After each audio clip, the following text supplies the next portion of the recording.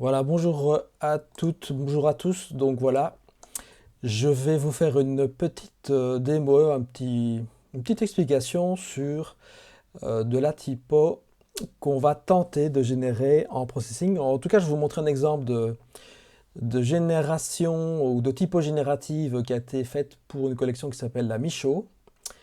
Et l'intérêt, c'est que la personne qui l'a réalisé explique comment il a fait. Et Et à partir de ça, peut-être tester autre chose. Donc voilà, je suis parti de ce livre aux éditions B42 que j'avais acheté. Et en fait, c'est TXT 3. Donc c'est pas évident de le voir. Mais cette typo m'a tout de suite intrigué. Et on voit qu'elle est là, TXT 3. Donc il y avait,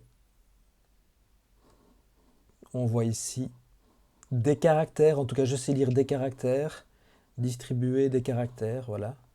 Donc ce n'est pas du tout la typo la plus lisible au monde, mais dans un ouvrage, quand elle est là, ici on le voit un petit peu, elle crée tout de suite quand même quelque chose d'assez fort. Donc voilà, j'achète ce livre et en lisant, je me demande un petit peu d'où ça vient. Et heureusement, les gens partagent un peu les éléments et il y a moyen de trouver.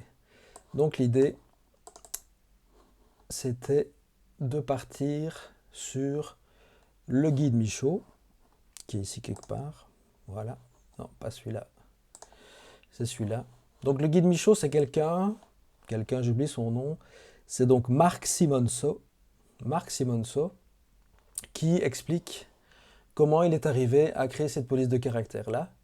Et pourquoi elle s'appelle Michaud. Donc je vais vous donner tous les documents, donc je ne vais pas vous lire tout, mais en tout cas, il part ici d'une recherche au niveau du design de typo et de lettres, et là il tombe sur donc moi, je l'avais mis, mais je l'ai perdu. Benjamin, mais non, pas Castaldi, à Michaud.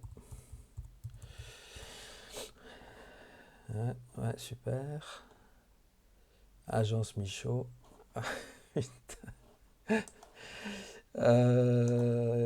C'est pas Benjamin. Attention, super. Sans filet ici. Comment est-ce qu'il s'appelle, nom de Dieu? Henri. Pourquoi je dis Benjamin? C'est Henri. Henri. Sacré Henri. Voilà. Henri, écrivain, mais pas que. Écrivain, mais pas que. Et donc, il dessinait aussi. Il peignait sous drogue, en fait. Sous la mescaline, si j'ai bien vu. C'était où ici? Donc voilà, dans l'introduction de la création de ce caractère-là, on a, voilà, quand Henri Michaud dessinait sous mescaline, cela n'était pas simplement une fantaisie de drogué. La plupart du temps, sous contrôle d'un médecin, Michaud expérimentait et cherchait. Ça lui permettait de se libérer des formes imposées, etc. etc. Et donc lui, il compare cette espèce de création sous mescaline, sous drogue, à la création sous processing, euh, avec la possibilité d'être surpris, d'amener le hasard. Donc voilà, l'aléatoire, le random, tout est là-dedans. Donc ça me semblait une démarche intéressante. Alors quelle est exactement sa démarche? Si vous ne la comprenez pas, voilà, activez mode plein écran. Alors, l'idée c'est de créer le programme dans Processing. Le programme va générer 1000 signes et il va sélectionner, on obtient un alphabet et on finit dans FontLab et on crée un fichier OpenType que je vous ai trouvé, que je vous ai donné, d'ailleurs il est là. Alors l'idée c'est en fait plutôt que de créer une typo dans FontLab petit à petit, l'idée c'est de balancer un code dans Processing qui est assez petit en fait, hein. Il est, assez court, c'est quelques lignes de code, il est là ici à gauche et ça va générer en réalité beaucoup de solutions. Et l'idée, c'est simplement d'essayer de reconnaître dans toutes ces images générées aléatoirement des lettres qui pourraient faire penser à un A, un B, un C, et ainsi, donc on le voit au final, ainsi générer, vous voyez ici, c'est la lettre D, euh, la A, ici on est dans quoi? Non, c'est plutôt la C, ça c'est la C. Et donc, c'est de générer, ici c'est la K, c'est de générer un alphabet par reconnaissance visuelle de tout ce que l'ordinateur propose, d'accord? Donc l'ordinateur, il va peut-être proposer des centaines, des milliers ou des millions de propositions, hein, et tant qu'il tourne, lui, il va y aller. Et voilà donc la typo qui est terminée en plusieurs graisses. Donc cette typo a été générée par Processing, mais Processing ne sait pas que c'est de la typo, lui il crée des formes, et c'est l'œil humain qui sélectionne après la typo. Voilà, donc l'idée de base, c'est de démarrer avec vous ce petit programme, que vous le testiez, vous changez un peu les valeurs comme l'exercice précédent, vous essayez de générer plein de formes, les isoler au niveau du PDF pour me faire un petit alphabet. Voilà le but du jeu pour chacun d'entre vous. Alors, comment on va démarrer ça? Eh bien, au niveau du processing, comment ça fonctionne? Ben, on génère des formes, donc voilà, on a une size. Le framerate, c'est pour ne pas que ça tourne trop vite. Donc, je vous mets tout de suite le résultat. Et donc, on va générer plusieurs formes avec Bézier qui permet d'avoir des lignes avec des arrondis. Donc ça, si je mets Bézier... D'ailleurs, je pense que je l'avais dans le dossier, non? J'ai pas mis. Ouais, si, voilà, Bézier. Voilà, donc vous voyez ici, on a l'arrondi, on a tout comme les éléments vectoriels, voilà. On a une espèce de point d'ancrage et tout ça, c'est réglé par ces valeurs-là. Alors ces valeurs-là, pour pouvoir faire des formes aléatoires, tout simplement, pour chaque valeur, ça va être un aléatoire qui va être généré.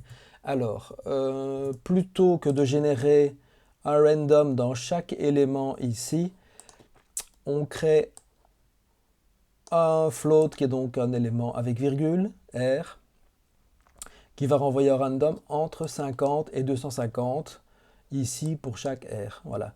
Pourquoi on fait ça, float R, et plutôt que mettre le random directement ici? Par propreté du code. Donc moi je laisse le code qui est fourni, je n'y touche pas.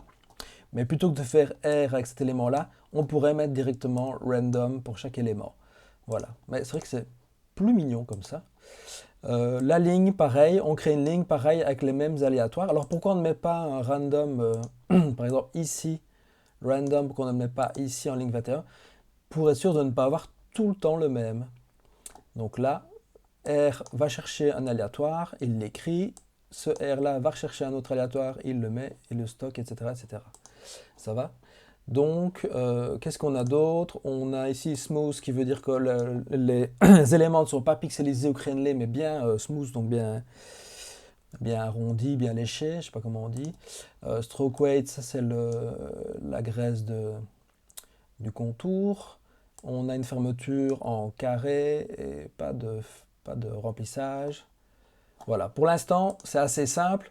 Et donc, tous les deux framerates, on a un Bézier qui est l'élément le plus arrondi et une ligne qui est l'élément droit. D'accord?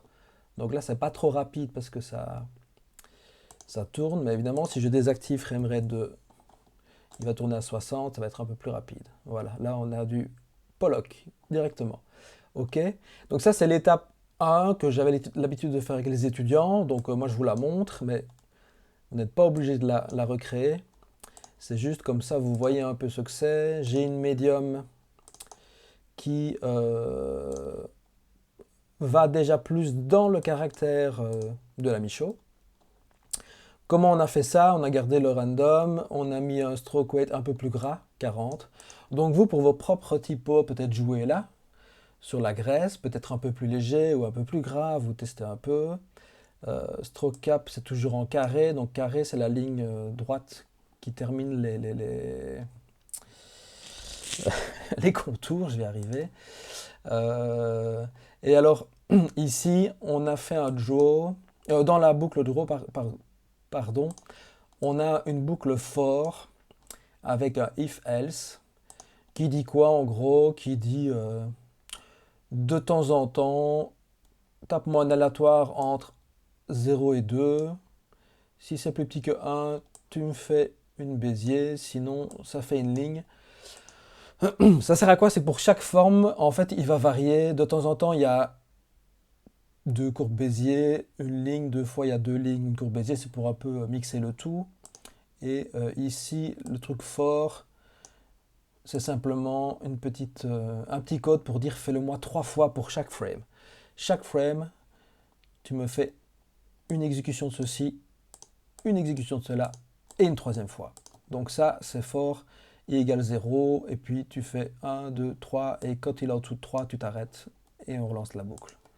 Voilà en gros l'élément. Donc ça, on a le truc qui tourne super, mais comment on génère le tout? Eh bien, on passe en finale pour, comme le précédent, avoir un PDF avec...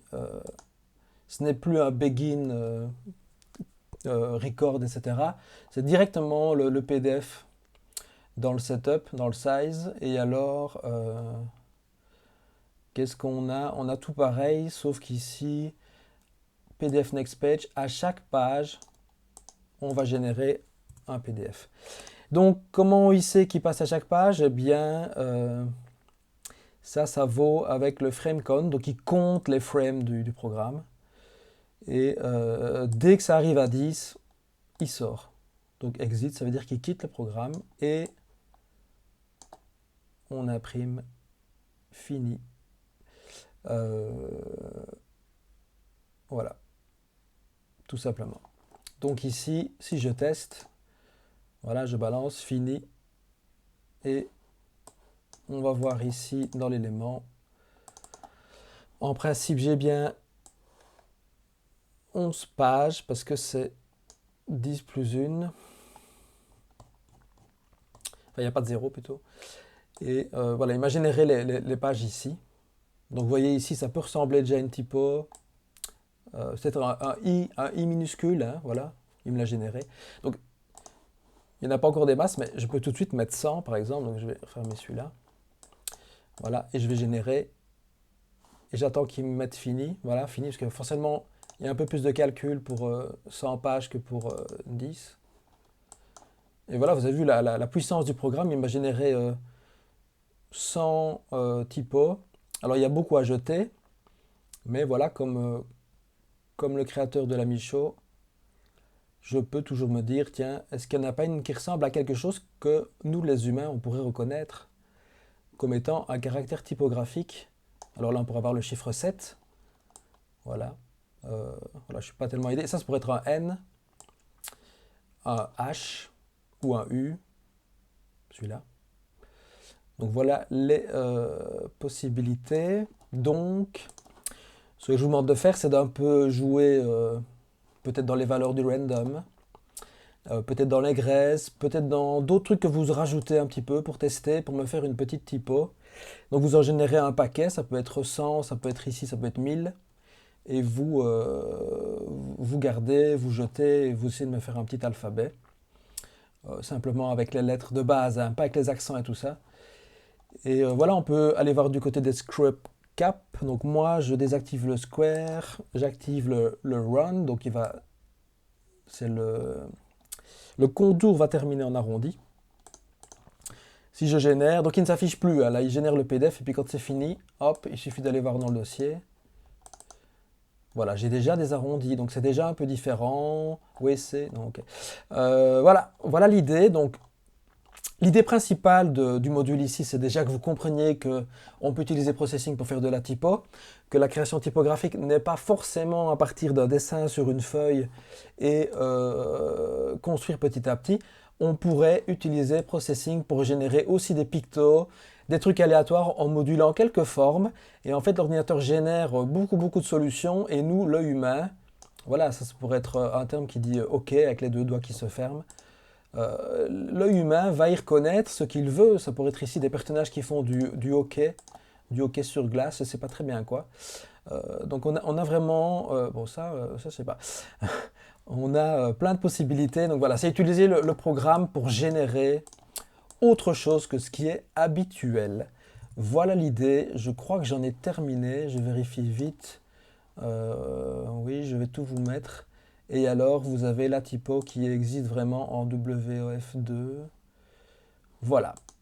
J'espère que je n'ai pas été trop compliqué. Donc essayez de me faire à partir du Michaud final, de modifier un peu les éléments et tout, et de tester un petit peu, et puis on verra bien.